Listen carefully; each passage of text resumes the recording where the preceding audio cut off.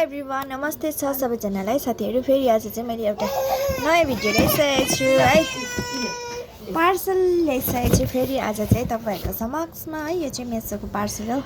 यसमा चाहिँ के छ भने चाहिँ म तपाईँहरूलाई खोलेर देखाउँछु है। के कस्तो लाग्छ कमेन्ट गर्नुहोस् है।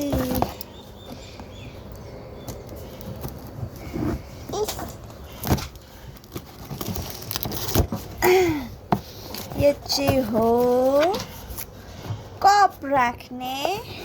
आमा खुलिएन त कस्तो। जाऊ छिटो छिटो।